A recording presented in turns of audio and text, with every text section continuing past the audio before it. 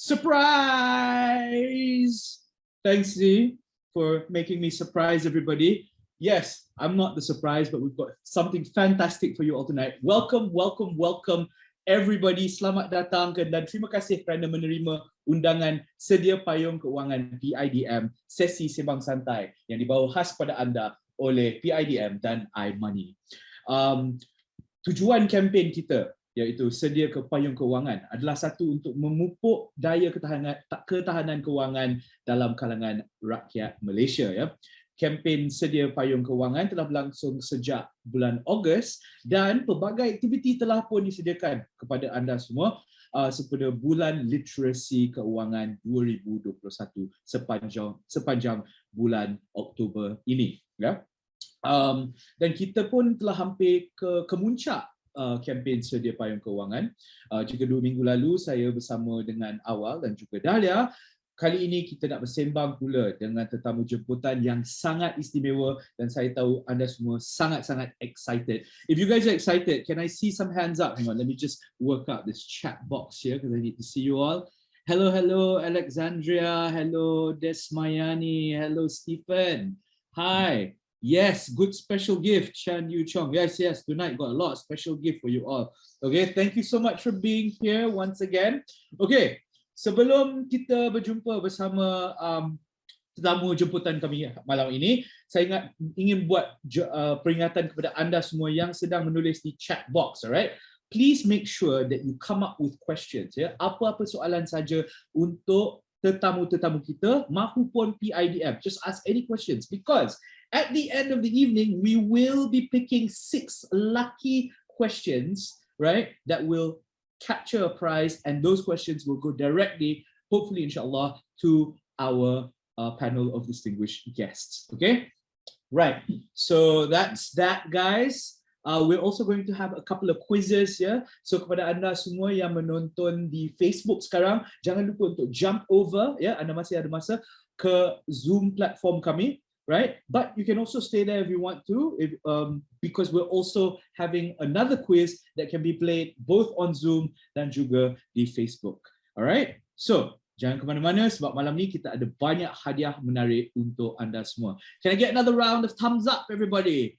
Can I get another round of thumbs up? And I just see that you guys are super excited. Thumbs up because I'm about to introduce our very special guest. Are you ready for this? Are you ready? Nice, thanks guys for participating. It's so nice to see you all, being here with me, even though I feel like I'm all alone here. Anyways, without further ado, our first guest, atlet Malaysia yang dikenali sebagai Ratu Gimnas Negara.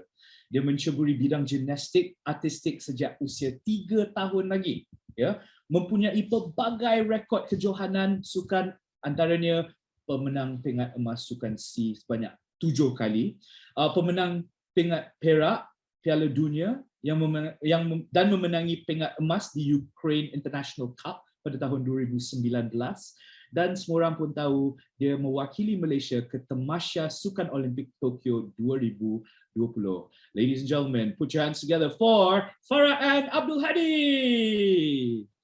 Hello Farah. Hello everyone. How are you today? I am doing great. How are you? Good, thank you very much.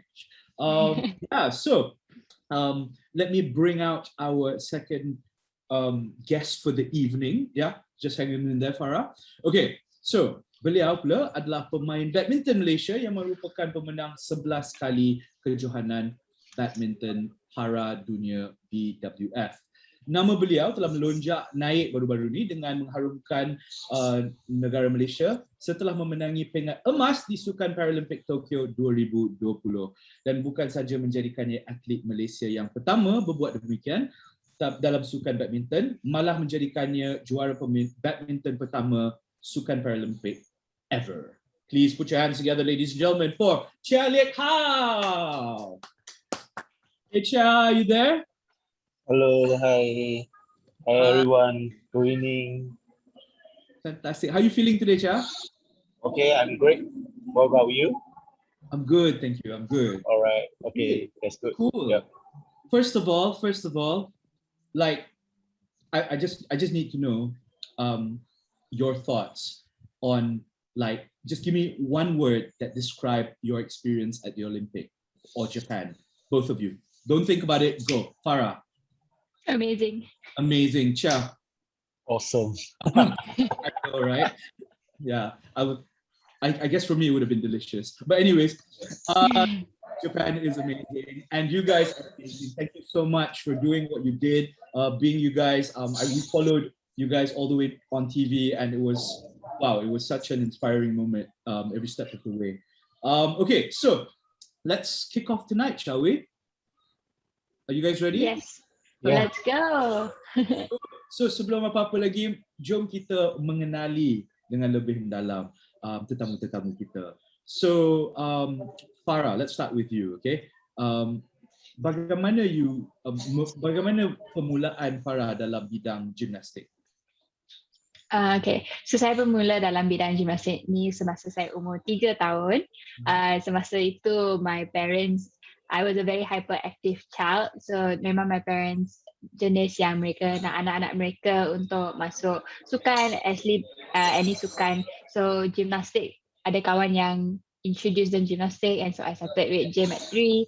Then lepas tu I wakil Selangor at 7 years old. Then di sana I was chosen to try out to train with the national team at 8. I started wakil Malaysia when I was 10 years old, and I've been part of the national team since 13 until now 27. So I've been in gymnastics for 23 years already. So yes, it's been a very exciting journey, but it all started very long time ago. That's amazing. It's your whole life. Not many people can actually say that, yeah? Liek Hou, can you share with us about your journey coming into badminton? Okay. I started my badminton journey since in my primary school, 9 years old. Yeah, and it is a part of the curriculum in the school. So from there, the teachers are the sports teachers can see that I got a little bit of potential in badminton, and they informed my parents about this and asked my parents to send me to a professional training program. Yeah, so then until around 12 years old, I have been trained under a professional coach, which is Han Jian. He's ex-Malaysia badminton elite coach before. Yeah, so I trained under him until 15 years old, and I represented Malaysia in para badminton until now, already 18 years. And I also competing in able competition when I was 13 years old until 21 years old. Yeah. Wow. I guess for you also then, badminton telah menjadi career sepanjang semua hidup, ya? Yeah, this is part of my life. Yeah. My goodness. So I'm talking to two people whom, you know, has the blood of like athletes, and it's been in your lifetime the whole time. But okay, so let me ask you something. At first I was going to ask, did you ever think of making a career? But obviously that's a silly question because, you know, you just rolled into this. So another question, did you ever think about becoming an accountant? Accountant? No. Okay, Farah. Okay, never mind. Let me rephrase that. Farah, else you thought you could have been if not a gymnast, doctor, I think that because we've done this for, even for me and like how we've done this for so long, that I remember even when I was a child, you know, in sekolah rendah you ada the buku where you kena tulis what do you want to be, and I always put gymnast. Yeah, a gymnast, and then a teacher because my mom is a lecturer, and then the third one was a gymnast. And so it's quite difficult to answer because it is part and parcel of who I am. But I think that I did love to do like drama, so maybe more in the communication line. I maybe would have tried maybe acting in kind of that, more of that line, not like a doctor or an accountant. There was one point where I wanted to be a physiotherapist. Okay. Yeah, but kind of didn't really pan out. You know, You know, I mean, you've got such a long way to go ahead of you. You could either be a teacher of gymnastics or a physiotherapist for gymnastics, or you could be an actor, like a stunt person, because you can fly and stuff. Anyways, what about you, Liek Hou? Did you ever want to be anything else, like I don't know? Okay. For me, I think I had an experience in working as a strategy account manager in a sports industry. Yeah. When I was I graduated in university under mass communication, major in corporate. That's why maybe from there I gained quite a little bit of experience in doing some sales and marketing. Yeah. So maybe if I'm not an athlete anymore, maybe I will go for this industry or this position again. That's very interesting. That's very interesting. Yeah. Something that does not have to do with badminton, but okay, you know, that I think that's something that most of our audience would find interesting. And yeah. I guess the next best thing to ask would be, you know, who is it like? Because you guys were in it the whole time. Who are your idols? Like, I'm sure there were people that you aspired to be, like we all aspire to be someone kan. Siapakah idola Anda? Let's start with Liek Hou. Who is your idol when you were young? Okay, for me, when I was young, I think my idol, of course, is my parents.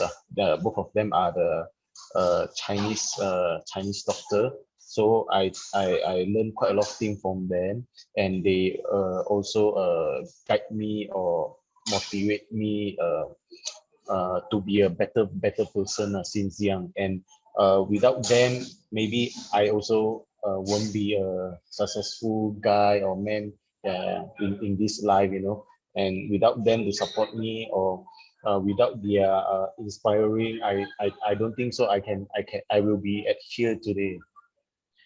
Who's your idol now? Who's your idol today? Or for if now is of course is our national hero for badminton, which is Datuk Wira. Yeah, because he can maintain his top level competition. He can win a lot of competition. Yeah, and he can maintain his world ranking for so many years. World ranking #1 for so many years, right? And but just a little bit of unlucky where he can't win a few major tournament only. But from us, he still he will be always our Malaysia hero. Absolutely. Yeah. Big up to Datuk Wira as well. Farah Ann, who was your idol and who is it today? I have basically the same feelings like how where my parents have always and even now are my idols. It's just that they've gone through so many trials and triumphs throughout their whole life, and growing up they've always inspired me to be the best version of myself, to work hard, to never give up. And so that's why they have always and continue to be my idols.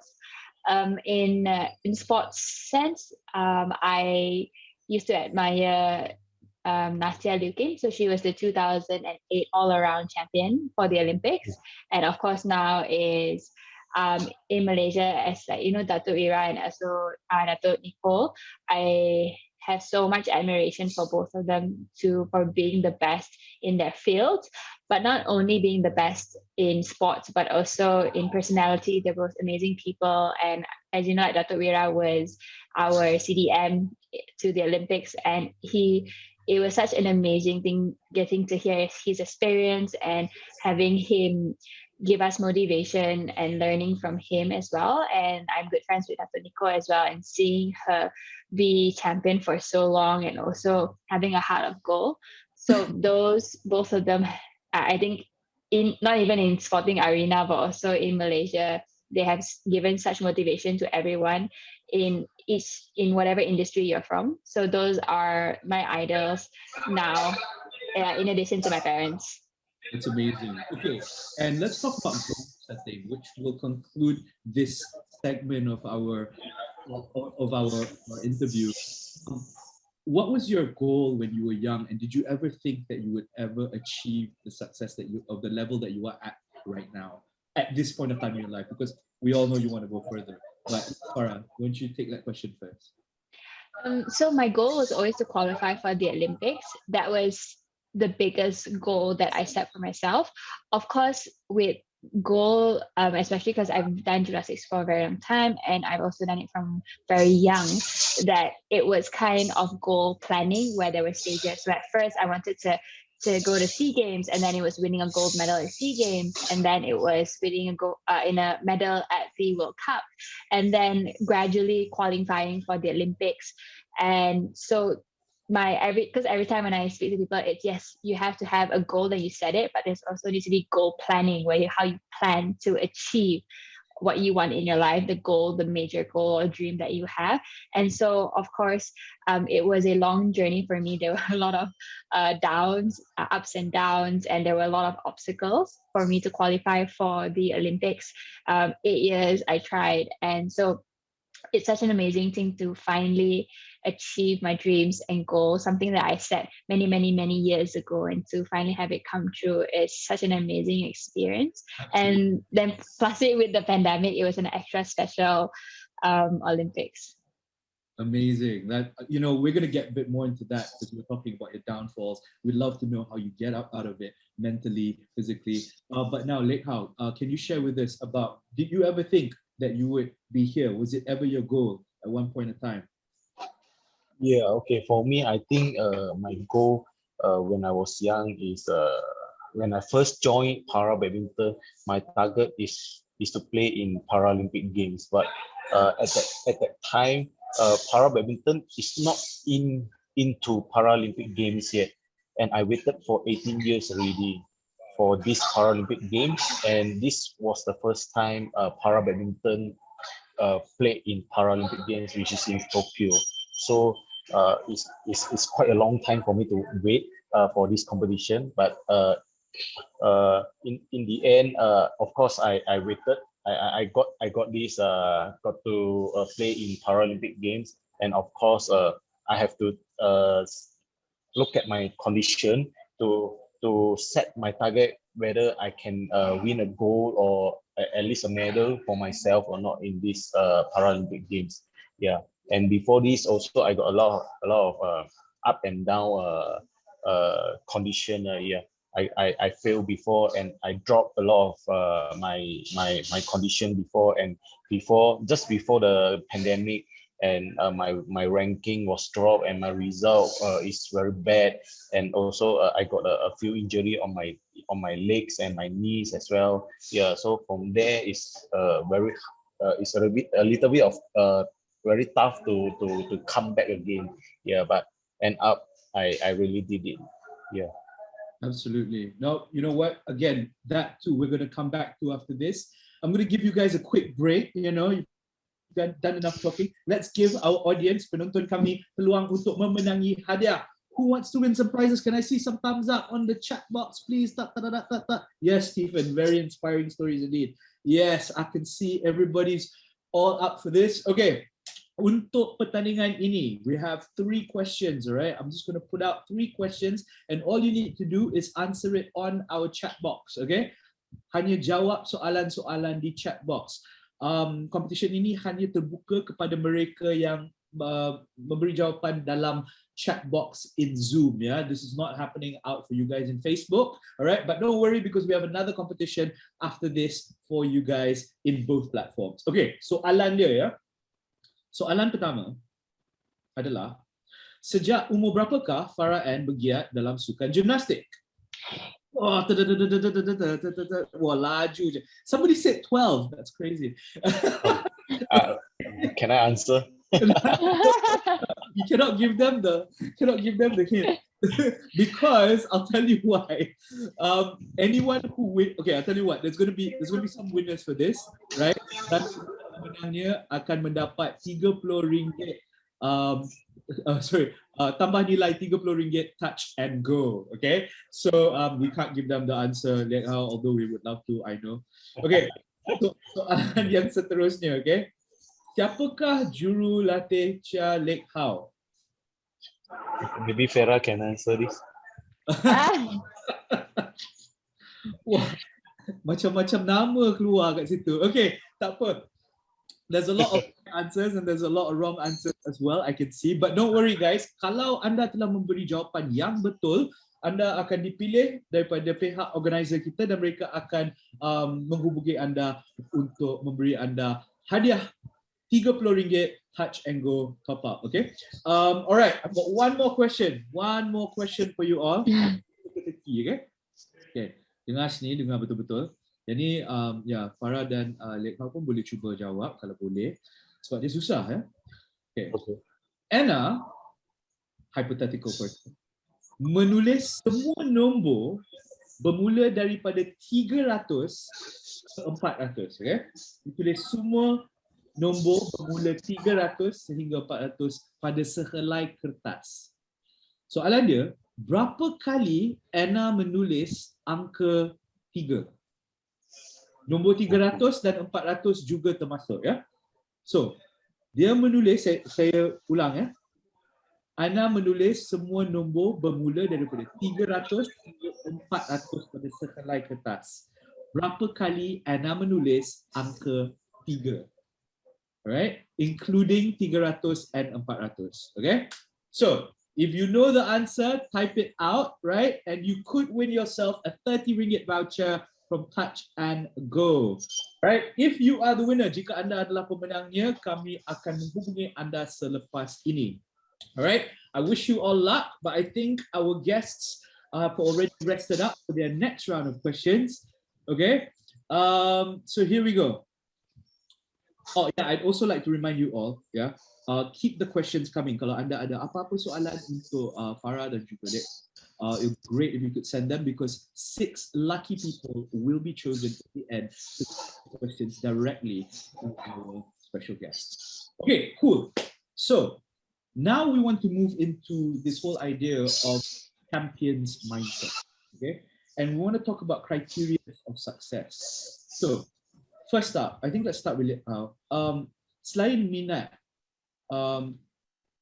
saya percaya salah satu faktor kejayaan adalah kegigihan and kesungguhan, right? What's your experience on that? Is it talent, hard work? Is it the combination? What's the secret? For me, I think it's a hard work. Hard work. Yeah, keinginan diri sendiri tu, I rasa harus ada lah. Yeah, because for me, I think I did.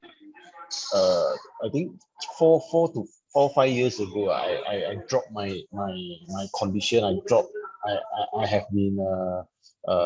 I have a very bad result at that time.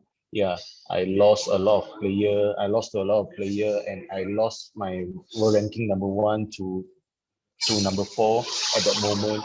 Yeah, so from there, when I picking up is need a lot of hard work. Yeah, I need to train back intensively. I need to look for a good coach and have a good relationship, and where the coach understand what situation or what did I want at that moment. Yeah, this is very important for us to discuss or to share our feeling with the coaches. Yeah, so I think also coach will teach us quite a lot of things, but we need to have action on it as well. Yeah, we need to have a positive mentality. We need to have a strong-minded.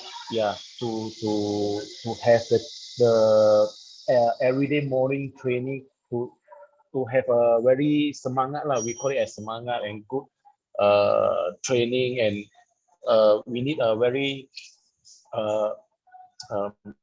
positive mentality lah. This is what I want to share lah. Yeah. And even that's hard work, right? The positive mentality is hard work to get up to, isn't it? It's not something magic that happens, right? We're going to get to that, Liek Hou. What about you, Farah Ann? Is it talent, which I'm sure you have a lot of, or is it hard work, or what's the combination? I think that it really is one, hard work. I think there's always a saying that like hard work trumps talent if talent doesn't work hard. And as an athlete, hard work and perseverance is very important, because yes, we train very long hours, we don't get holidays, we like when on Saturdays, Sundays, we usually have trainings on Saturdays. We only get a day rest, and sometimes we are far away from our families. So it is a lot of sacrifice as well, and hard work, and knowing what you want, and being very passionate about what you want and what you're striving for, and having a goal and knowing what it takes to achieve it. Is a lot of things in combination, especially to be a professional athlete. There's a lot of sacrifice and pain involved. There's a lot of tears. There's a lot of, and especially I think it's very important to realize that that being an athlete, it is both mental and physical. You have to be strong both mentally and physically to be able to perform at the highest level, and also to pick yourself back up when you don't. And I think that it's very important to have all these qualities, and to know that if you want something, it takes a lot of hard work, and to never give up, and always believe in yourself and your capabilities and your goals. Because if we don't believe in ourselves, nobody's going to believe in our dreams for us. And I think that all those qualities really are an important aspect in being an athlete, and also I think in life itself. Fantastic. No, I think it's very evident here that the mindset of the athlete between the two of you is quite similar, no matter what the discipline of the sport is. But just now you were talking about the actual need, or like to be able to get out of a bad place in your mind and remotivate yourself. Farah, maybe you can share a few personal tips that you use to remotivate yourself if you're feeling down, to stay in an upward spiral. I think especially if you, I'll share a story actually, and an example where in the SEA Games in 2015, I was, I guess, slated to win a gold medal on the uneven bars. And on the first day, I performed really well. On the second day, individual finals. And then on the third day was the finals, and I fell.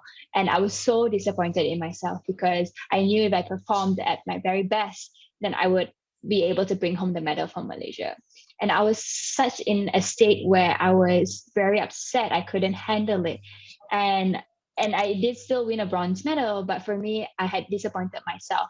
And that really let me spiraling. And I remember going back to my room, and my teammate was like, you know what, sometimes things aren't for you. Bukan rezeki you. I think that's, what we say in Malay.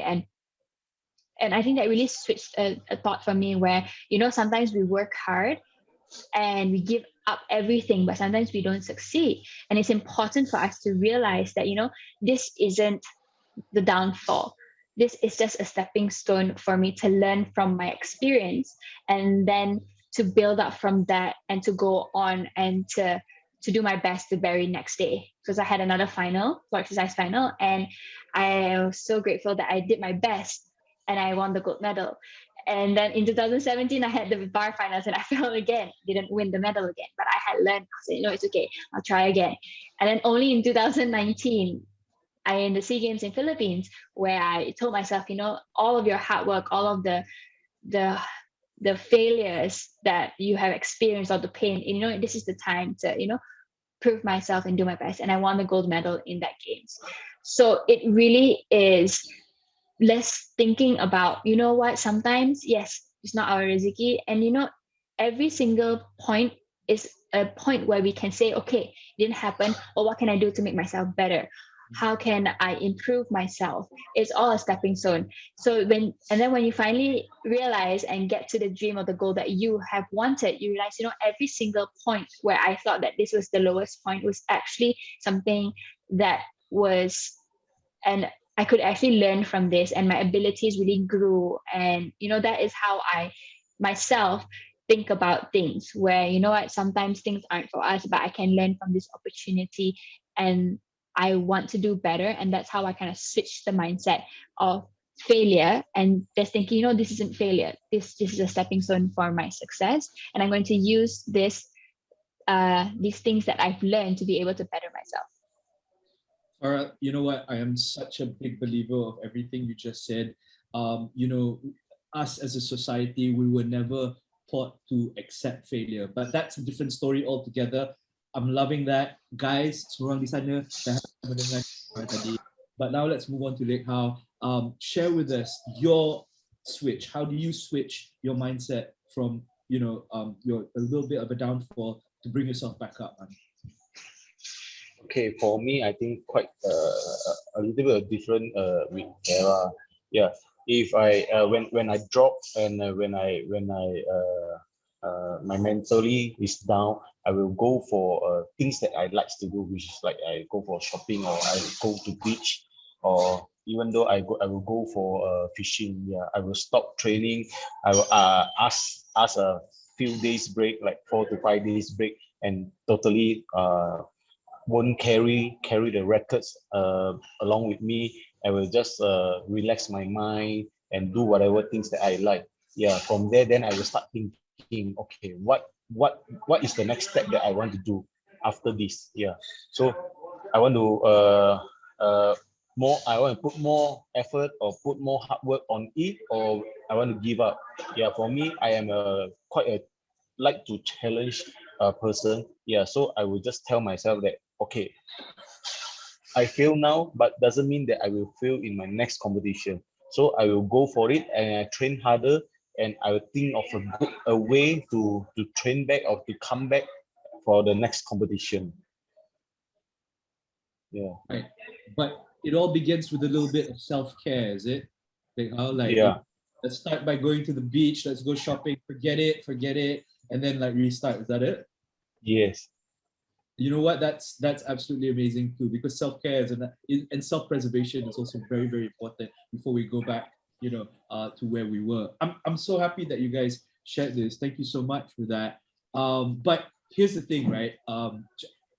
Bringing us back to being able to fall and the ability to get back up and fall and ability to get back up every single time you're moving forward and forward and forward, right?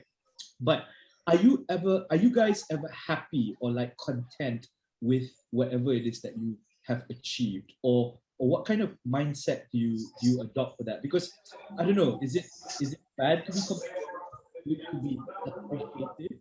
Is it good to be, what's the word, grateful for what we have? Liek Hou, how do you deal with this? Okay, for me, I think I already achieved all the major competition, so I got no regret on my career anymore. Yeah, I won a few competition.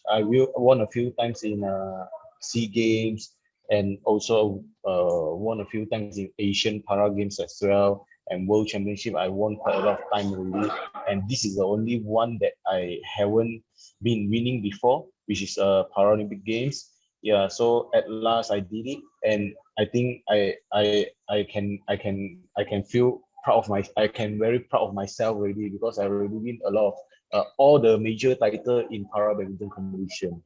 Yeah, that's fantastic, man. No, and you know what? It's okay to be, like proud of where you are. You should be. You've done every amazing thing. What about you, Farah?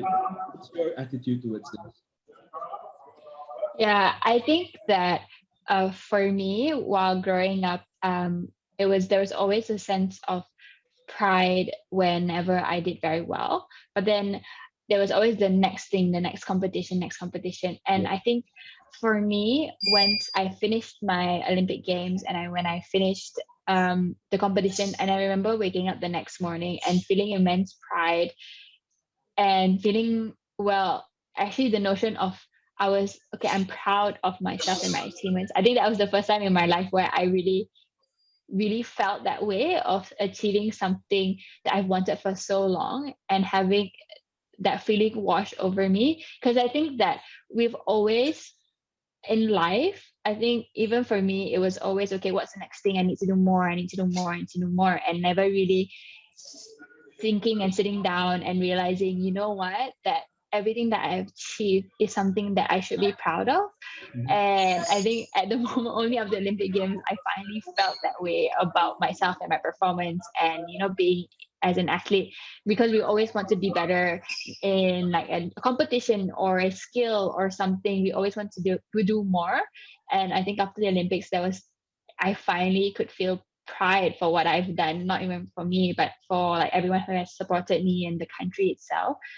And I think that it's really important for us to sometimes, slow down and think about, what, I've achieved all these things and I should be able to say that I'm proud of myself. And I think that's something that's very difficult for a lot of people. But I come to realize, it is important for us to not always fight and think that we need to be better every single day, that sometimes, being ourselves is already enough. And finally now, after many, many years in gymnastics, I finally have that feeling. And I'm, as like Liek Hou says, like very proud of my career and everything that I've achieved. And I'm proud of myself. That is amazing. So what? I just have to say this out. Kepada semua yang tengah menonton, these are very, very difficult things to do. Even, having that sense of it's enough to be ourselves. You are right, Farah. A lot of us do not have that kind of mentality. A lot of us beat ourselves up every day. And it's something that you can see in two champions that are sitting here. They've cultivated this mindset. Guys, keep this in mind. Okay, but for now, I'm just going to take a bit of a break for our special guests, right? Because, they've done a lot of talking. It's time for you all, di rumah, untuk saya jawapan kepada soalan-soalan, ya. We're going for a very simple game, all right? It's where you answer some questions by taking a photo of this QR code, right? Can we bring up the QR code? See? That's right. It's a flexi quiz, guys. All you have to do is tangkap gambar QR code ni dan ia akan membawa anda ke sebuah portal, jawab soalan-soalan berikut dan kami akan memilih pemenangnya. Pemenang akan mendapat 100 ringgit Grab Food gift card. Yeah? Yeah, Grab Food gift card worth 100 ringgit. I'm sure most of you are gunning for that. Quickly, this is open to everyone here on Zoom as well as on Facebook. Okay? Lagi sekali, anda akan dipilih oleh pihak penganjur kami. Alright? Right, let's jump straight back into it since we are running out of time tonight. First of all, thank you so much. Can we get some clap emojis for our guests? Can we get some thumbs up emojis for our guests? Let's give them some support. Thank you so much. This is us saying thank you guys for sharing so much tonight. But there's still more for you guys to share with us. And now what we're trying to do is trying to apply champion mindset to achieve the financial journey of resilience. Okay, so saya nak tanya tentang things like pembiayaan ahli sukan profesional, ya. Bagaimana seorang atlet menanggung kos latihan, peralatan sukan, ya, especially for you, Liek Hou, because I'm sure you got a lot of equipment. Well, actually, I think Farah also might have a lot of equipment. And how do you keep yourself fit and things like that? There must be a lot of money involved. Yeah, can you share that with us? Maybe who would like to start? I'll give you guys a choice. Ladies always first. Ladies always very. No, I was gonna say the champion, Olympic champion should go first. Okay, Farah then. Yeah. Farah, yeah, I think let's have you take this question first. Okay, I'll take the question. Yeah. So I think obviously when I was growing up, because I was in this sport for a very long time. So when I was growing up, of course, my parents were the ones who financially were the ones who basically, sent me for training and basically paid for my training sessions. But then I was very lucky to be inducted into the national team quite early on. So once you are under Majlis Sukan Negara and once you are an athlete that are assigned to them, then the cost of training and coaches does fall under Majlis Sukan Negara. And I'm, as an athlete, very grateful to be able to be supported in that way with Majlis Sukan Negara. So they are the ones who actually they cover the cost for coaches and competitions, and so that's why we always need to have a plan. So they'll give us a budget, and that's how we plan our competitions. And I guess for me, it was more of so my personal leotards were the ones that I bought myself, and some of my gear for training were the ones that I kind of need to purchase myself. And then once you're older, and then we kind of sign with the national team. Food, because we stay here, so dormitories, we stay in dormitories, and then the food is also by ISN and MSN. And so once you are under the national team, everything is paid for by Majlis Sukan Negara, and we have a contract with them. And then so usually that's how, and then so we have allowances. So our allowances is based on our achievements. So if you are just come in, so you're basically just a national athlete, you have a certain allowance. If you win medals, SEA Games medals, Asian Games, Commonwealth, Olympics, then your allowances does increase. So it is very competition based and achievement based, and that's how we get our allowances. And also if you win, we get prize incentives as well.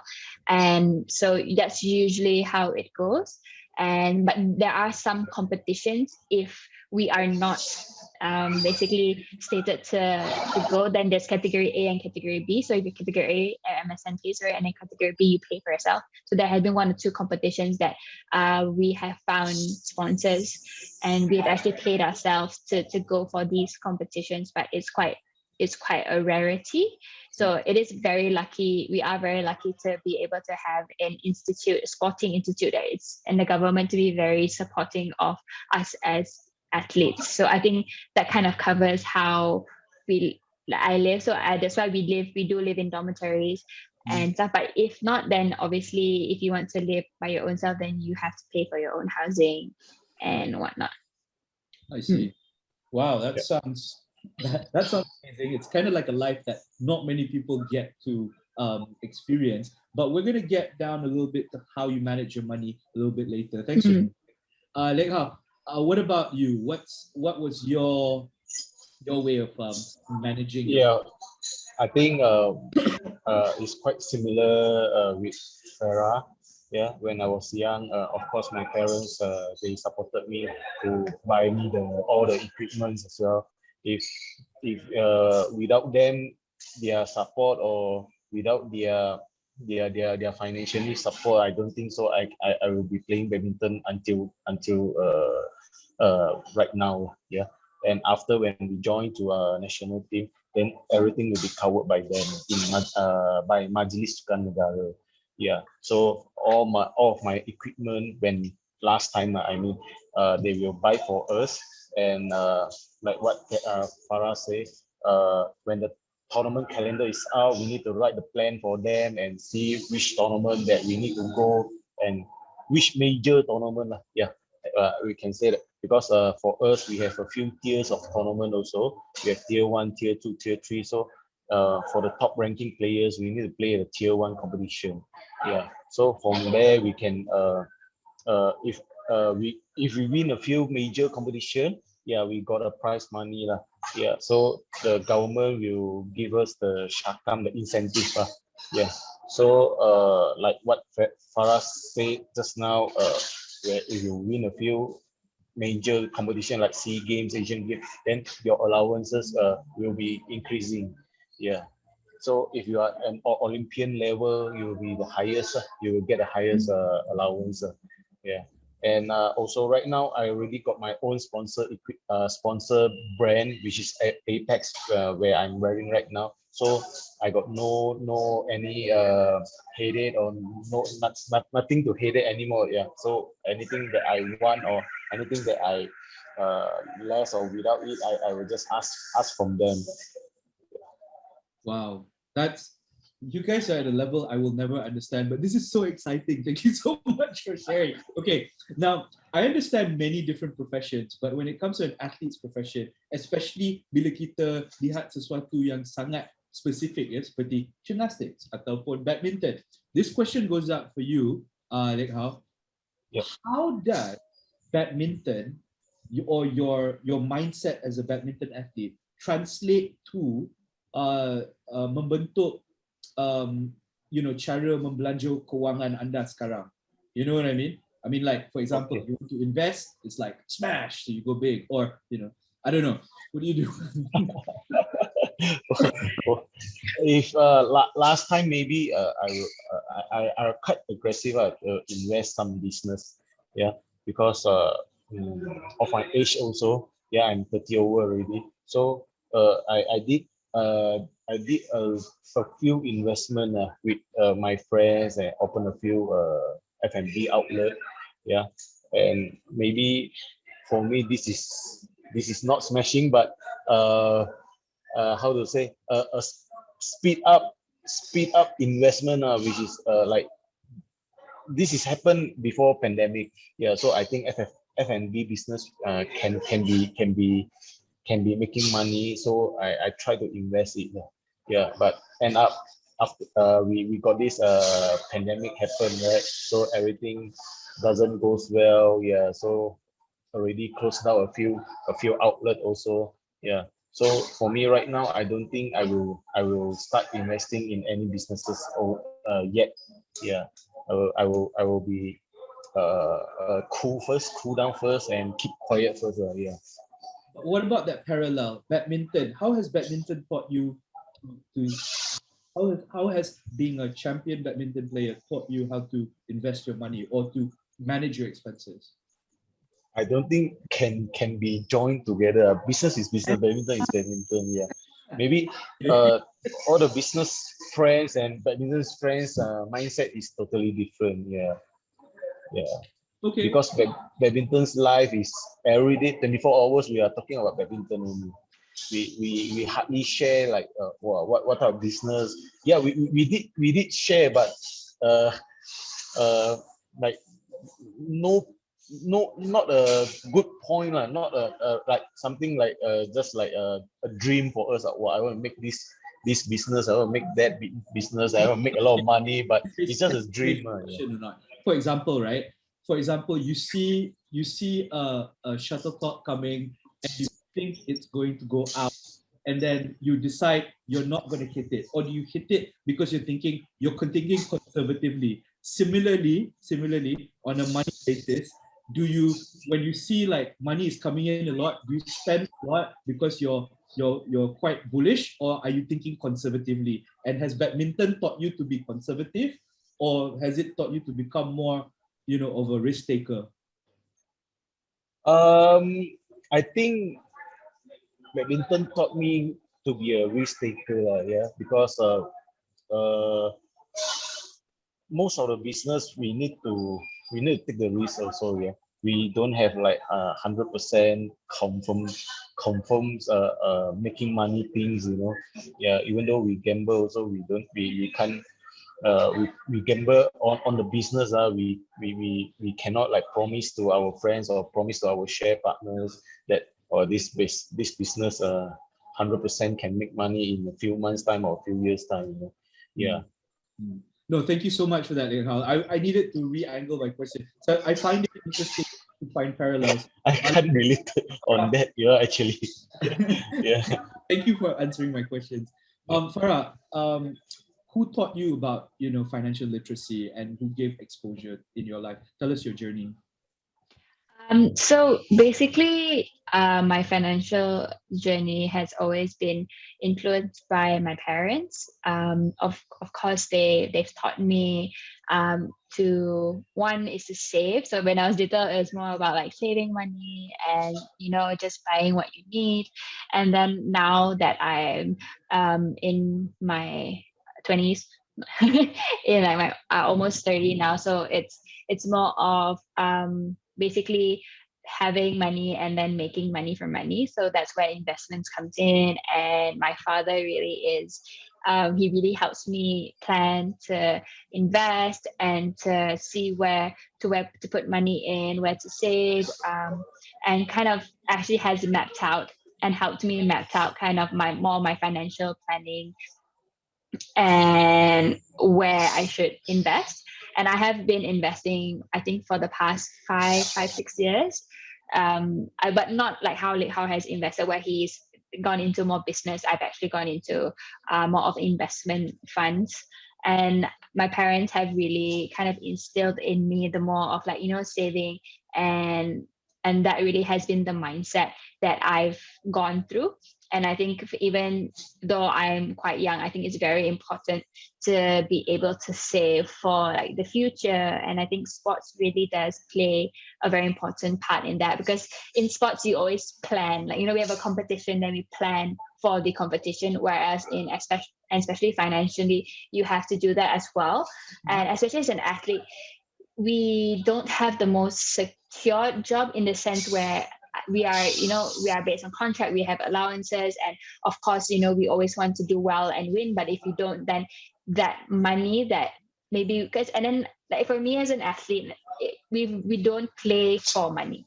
We don't think, okay, I need to win this competition because I want to win the prize money. We've always done it because I love my sport and I love doing my very best and I love, making Malaysia proud. So that's why it's always been in those terms. So that's why it was very important, especially for my parents, to make sure that, that we are secured. And, once we retire, then, we have at least a comfortable platform where, when we want to go and to another new arena, that we have that financial money and thinking about how we're going to plan our future, because it's going to be so different, right? We no longer are going to be able to stay in MSN, and so we need to think about our futures. And so they've really helped me to understand and also to make smart choices. And I think saving is always very important for me as well, and now starting to invest more and understand more how to be financially savvy. Wow. See, that's exactly what I think as well. And I think everybody for this whole month of the PIDM literacy, financial literacy campaign has really been, this is what we've been trying to get at the whole time. Savings is important. We all need to have a plan. We all need to be able to plan for our future and all the other setbacks. Speaking of setbacks, how do you deal, Farah, how do you deal with unexpected things? Like, for example, like whether it's financially or whether it's in your sport, how do you deal with unexpected stuff? It's been very hard, I think, especially I was first touched on sports, where especially in sports, I think that's what makes sports very exciting, because sometimes you win and sometimes you lose. But as an athlete, we do prepare months and months and sometimes years to go for this one competition, or like, for example, the SEA Games or the Olympic Games. And for me, when you count it, it's only 5 minutes of me actually performing, but it takes years and years. And sometimes things don't work out and we fall. And for example, in Rio, I tried to qualify, but I was 0.1 away from qualifying and I didn't qualify for the Rio Games. And that was a major setback for me, because it was devastating for me. I was so upset that I couldn't even come back to the gym for 2 weeks, because I was so upset with myself for not being able to perform. But then I decided, okay, what are my goals? What are my plans for the future? And then I thought about, I want to go to the SEA Games. That was in 2017. I want to still compete. And, this is my passion, and getting back up was something that I wanted to do. So, and that's how I, rose to the opportunity and to overcome this setback. And I think that's how always, like, planning and thinking about what I want for the future.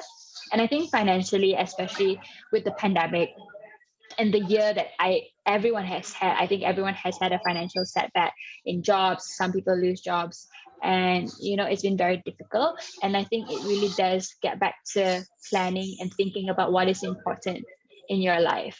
So maybe not spending that money on going out and eating out, and maybe like cooking at home. And I think that's how to think about setbacks from financially, and about venturing out and think about other opportunities that may be out there that we didn't know of. For example, like for me, it was my dad saying that, okay, why don't you think about this and this and this? Why don't save this? And because I was thinking of, maybe buying a car, and my dad said, no, maybe that's not the right time. And thinking about when is the right time to, because obviously with the market and cars, and now with money, it's very important to be stable before purchasing anything big. So I think really planning out what you want and how you are financially is very important, because maybe if you want to spend maybe like 10,000 ringgit on maybe the new iPhone, it's not the smartest decision right now, but maybe in the future, once you've built that up, that is something that you can purchase and reward yourself. So I think it's all about balance and like planning out for the future. Yeah, absolutely. And I must say, the day the iPhone becomes 10,000 ringgit, it would be a bit of a nutcase. That's not a bad example, but you know what I mean. I know. Okay. Saja je. Okay, Liek Hou, you quite recently got a lot of limelight on you. You know what I mean? Like massive limelight. Of course, you've been an athlete all. We only saw the ta-da. We didn't see the hard work that you went through. Then suddenly we were reading up and found out that you gave quite a bit of your, of the money that you got away, didn't you? Tell us what made you do that. Okay.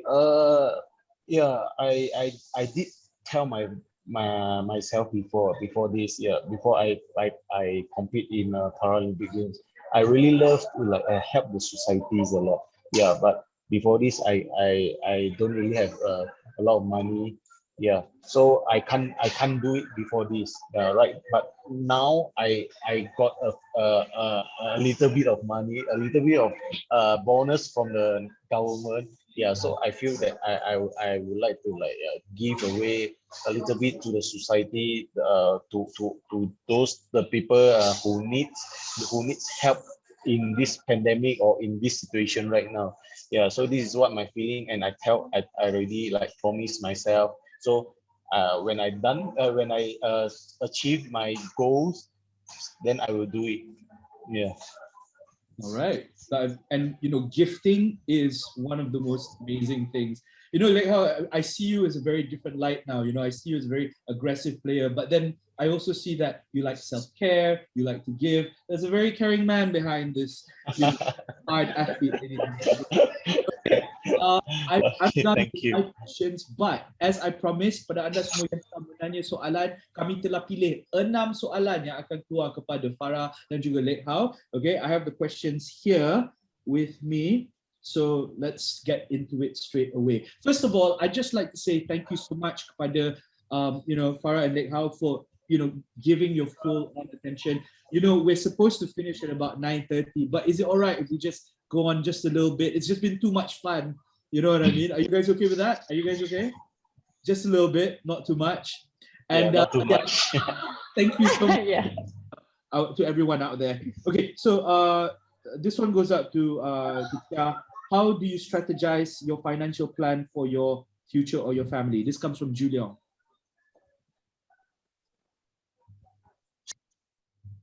Cheah, this is for you. Oh, sorry, it's for me. Okay. For me, how do you strategize your financial plan for your future or your family?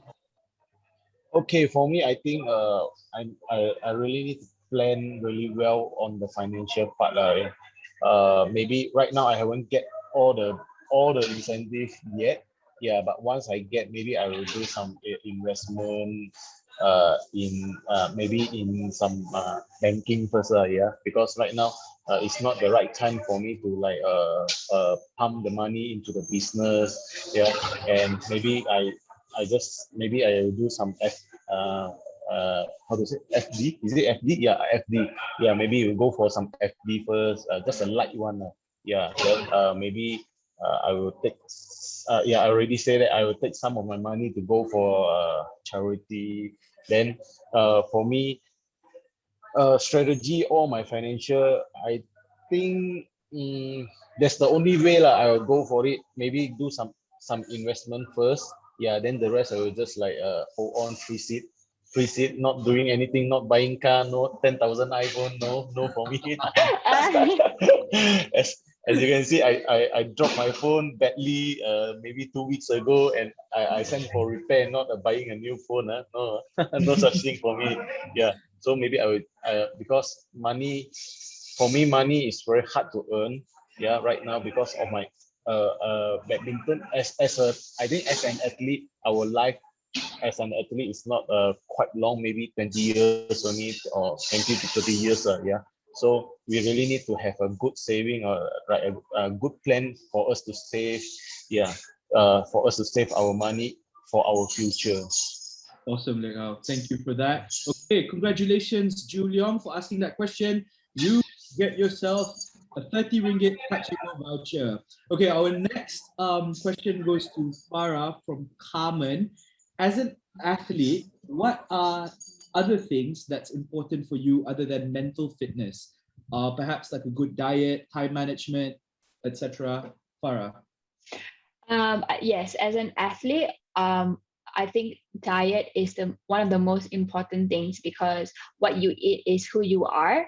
So we always try to eat very healthy, because I always think that food is fuel. Drink a lot of water. Sleep is very, very important. I personally get 8 to 10 hours of sleep, because that's when my body recovers.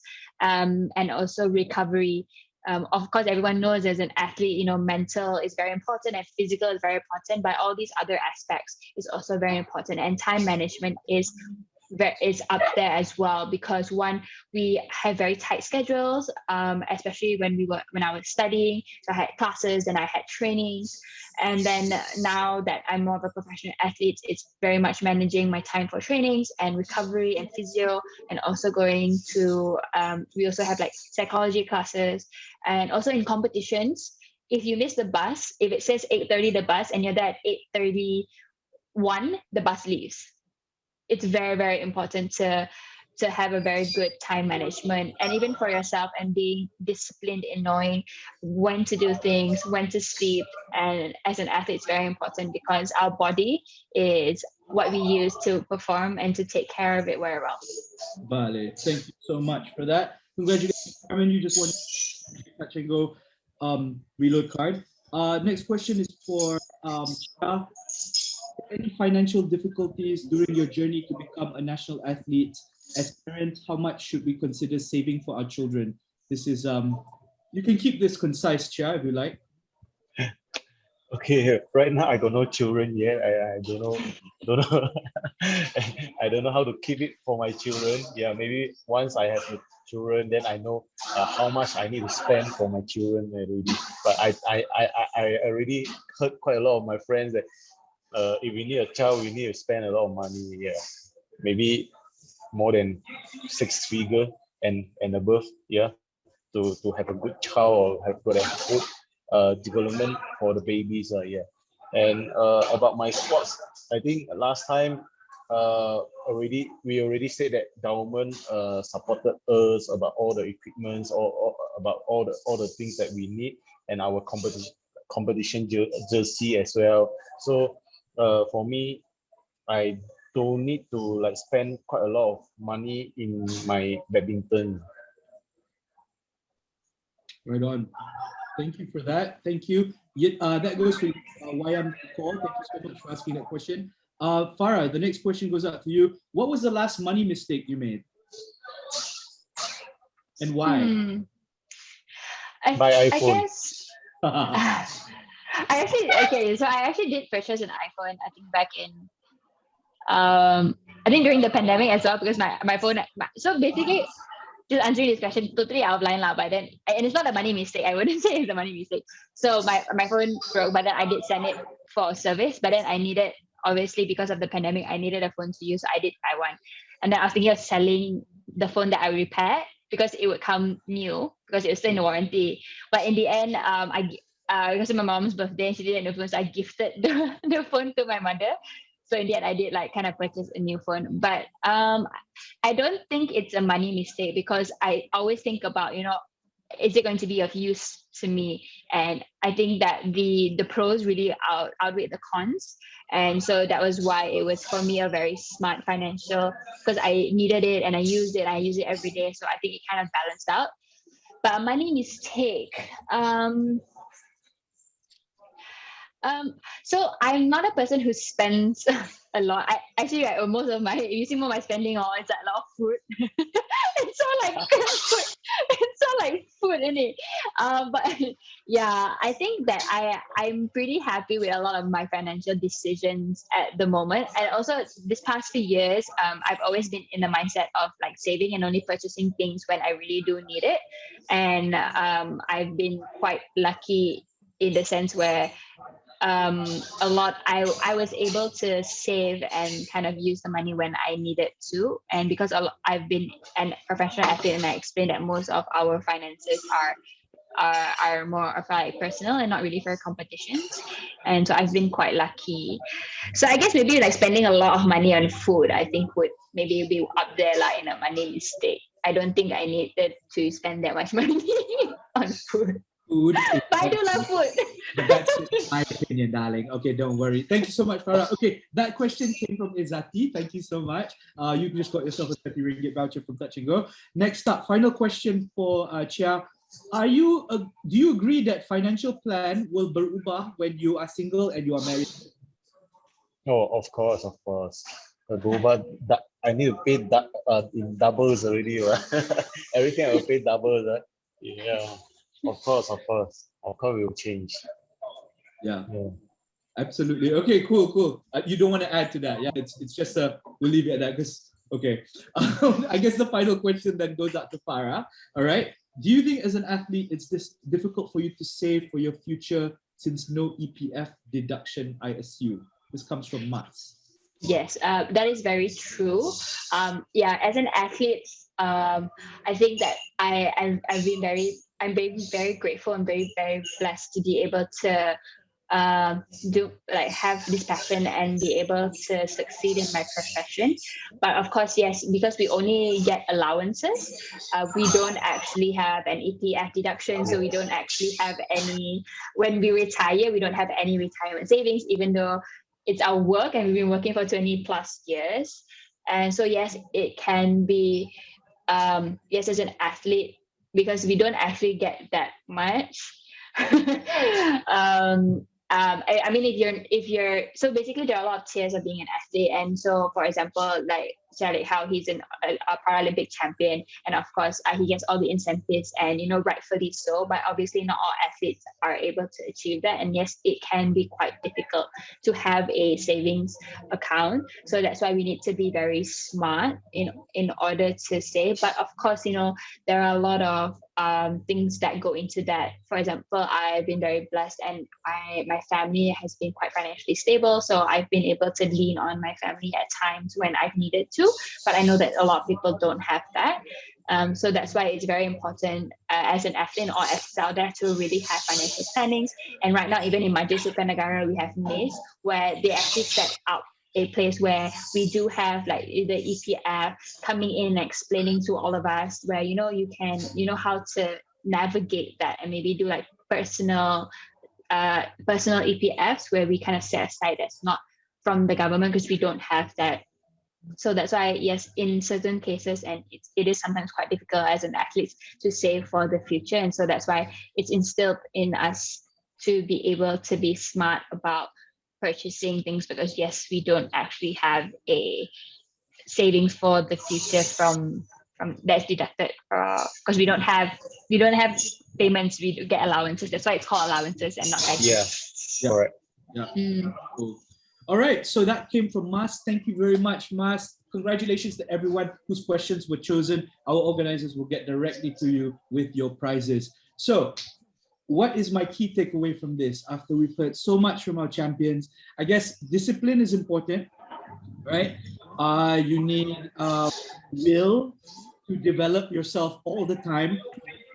Sebab seperti atlet-atlet kita yang sangat berjaya, mereka dilengkapi dengan pelbagai faktor, there's dreams, latihan, sokongan, kesabaran, minda yang positif, right? Begitu juga dengan perjalanan.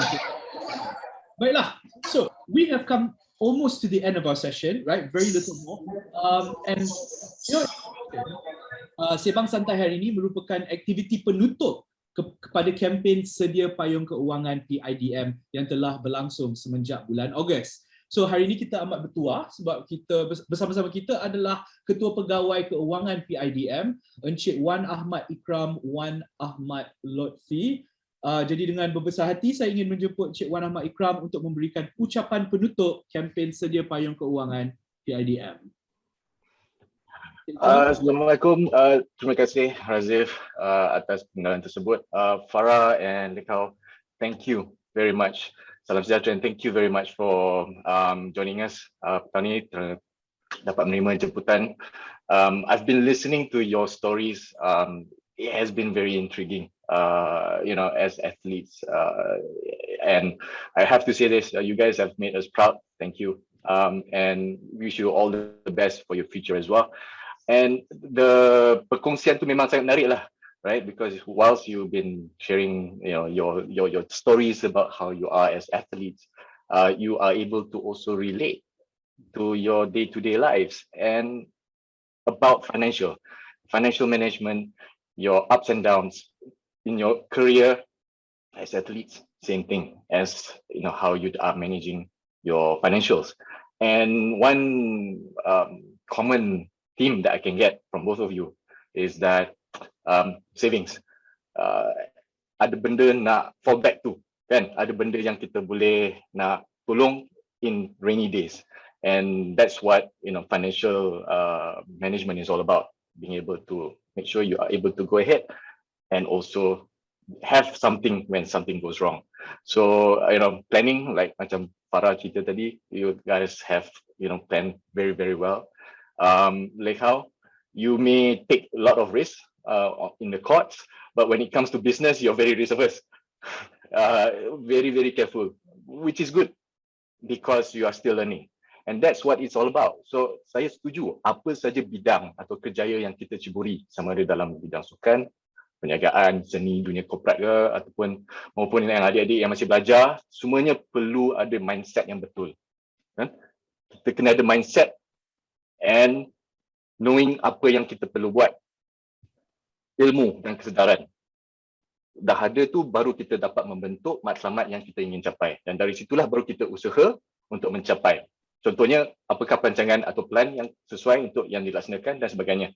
So it's been a very interesting sharing for you, from all of you, which I think kita boleh ambil dan aplikasikan dalam pengurusan kewangan individu. Jadi pada malam ini, saya amat berbesar hatilah atas kehadiran semua peserta dan rakan-rakan media, dan juga tidak lupa kepada yang setia mengikuti program-program sepanjang berlangsungnya kempen sedia payung kewangan PIDM 2021. Alhamdulillah, kempen sedia payung kewangan sudah sampai ke penghujung bagi tahun ini. Jadi pada bulan ini juga sempena bulan literasi kewangan 2021, sesi hari ini juga merupakan salah satu aktiviti kemuncak jaringan pendidikan kewangan atau we call it Financial Education Network. Ya, jadi dengan sambutan yang amat menggalakkan ini, PIDM akan meneruskan lagi kempen seperti ini pada tahun hadapan, insyaAllah. So tuan-tuan, puan-puan, saudara-saudari, sepanjang berlangsung kempen ini, pihak PIDM telah mewujudkan sebuah laman sesuatu ataupun microsite yang komprehensif dengan pelbagai informasi, artikel celik kewangan yang santai, video informasi dan juga perisian tambahan seperti kalkulator, bajet. I also take note, saya dapati sambutan untuk semua kandungan atau konten yang kami paparkan adalah amat menggalakkan. Kami bermula pada bulan September tahun ini, sehingga kini lebih kurang 200,000 rakyat Malaysia telah menyertai aktiviti atau konten yang telah kami sediakan. So tahniah saya ucapkan kepada semua. Saya juga berharap kempen ini akan sedikit sebanyak memberi inspirasi kepada anda semua, terutama kepada golongan sasaran kami, iaitu generasi milenial, agar lebih celik tentang kewangan peribadi, dan yang penting anda dapat mempraktikkan informasi atau tips yang telah dikongsi dalam beberapa sesi webinar yang telah kami adakan lalu bersama influencer jemputan. So tuan-tuan, puan-puan, saudara-saudari, salah satu daripada program sedia payung kewangan juga adalah PIDM Fit Challenge, atau pertama penuhnya Financial Fitness Challenge. Macam nak pergi training sukan lah juga hari ini punya invitation kita kan. So it's a challenge that we have put forward. Jadi program ini dianjurkan melalui media sosial di Facebook grup PIDM kami. Ianya adalah cabaran selama 21 hari untuk membentuk tabiat kewangan yang sihat. So selama 21 hari itu peserta diuji dengan pelbagai cabaran harian dan juga yang mudah dan praktikal. Contohnya nak senaraikan barang-barang yang hendak dibeli sebelum pergi ke pasar raya. Cari duit shilling yang tersembunyi kat dalam rumah. Lepas tu buat sampul perbelanjaan bulanan, simpan duit note RM5 dalam tabung dan sebagainya lah. Yeah, so these were the challenge that we had put forward for the last month also. So basically kita hopefully dapat nak announce lah kita punya pemenang untuk challenge ini. Yeah, I heard you're giving out an iPad. It's not really an iPhone, but it's also not 10,000 ringgit. Farah, just double check lah. Yeah, it's not 10,000, tapi iPad pun masih mahal. Jadi siapa yang dapat tu nanti, tolonglah jaga elok ya. Because ini insentif seperti kita punya Olympians semua, dia pun dapat insentif. Ini pun insentif sebagai kita punya program challenge ni adalah juga insentif untuk mereka yang berjaya. Right. Okay, let's announce hadiah sagu hati ya. Dipersilakan, Cik Ikram. So, okay. Bermula dengan hadiah sagu hati, pemenang yang pertama basically adalah seperti yang dalam slide tu, Yan Min Ko. Ya. Dan nombor 2 Syahrul Izzat, dan nombor 3 Tan Su En. Tahniah kepada semua. Right, our pemenang sagu hati mendapat RM210 nilai Touch and Go e-wallet reload, dan pemenang yang mendapat iPad mini ya, Cik Ikram. Yes. So, okeylah, dengan ini saya ingin mengumumkan pemenang utama PIDM FinFit Challenge, dan pemenangnya adalah Syafiqah Deris. Jeng jeng. Congratulations. Congratulations, Syafiqah. Though she looks a bit too young to be playing with an iPad, but it's all right. She's mini. She is. Yes. So itulah. Terima kasih juga kepada semua peserta FinFit Challenge, dan saya ingin teruskanlah lagi tabiat kewangan yang baik ini. Jangan berhenti setakat situ saja. It should be a continuous thing. So InsyaAllah kita pun akan ada lagi program nanti. So thank you very much untuk semua. Terima kasih one more time, Cik Ikram. Alright, tuan-tuan dan puan-puan, bagi yang terlepas FinFit Challenge, jangan risau, satu lagi cabaran akan dianjurkan pada 24 hari bulan November 2021. Stay tuned to that. Jadi jangan berlengah lagi, go ahead, join the Facebook group of PIDM FinFit Challenge sekarang, okay? We're going to put out a QR code over here, and kepada anda semua yang masih berada bersama kami, take a survey, and who knows, you might get yourself a little something if you're contacted by our organizing committee. And that, ladies and gentlemen, brings us to the very, very end of our event today, which also brings us to the kemuncak of the bulan financial literacy. Financial literacy. What's the, how do you say it again in Malay? It's sedia payung keuangan. No, financial literacy is Cheah Liek Kewangan. Thank you. Okay. No, I've just gotten excited because we reached the end. Thank you so much, Encik Ikram, lagi sekali. Terima kasih kepada Farah Ann dan juga Cheah Liek Hou kerana sudi bersama kami dan berkongsi semua knowledge anda bersama kami. Right? Yeah, that's it, guys. We have reached the very end. I guess until the next time, take care dan jumpa lagi pada kempen yang akan datang. Bye. Thank you so much. Thank you so much. Bye. Thank you so much. Terima kasih. Can we take a screenshot with Razif, Farah, and Cheah and the CFO? One shot. Yeah, sure. That's all right. Sure. Okay. Marana. Everybody smile. Look at the camera. Okay. Thank you so much. All right. Thank you, everyone. Thank you once Thank again. you, Azif. Thank you, Farah. Right. Thank you so much. Thank you so much. for It's an supporting. honor. Thank you so much for Bye. the invitation. Thank you. Thanks. Okay. Bye, Farah. Bye-bye.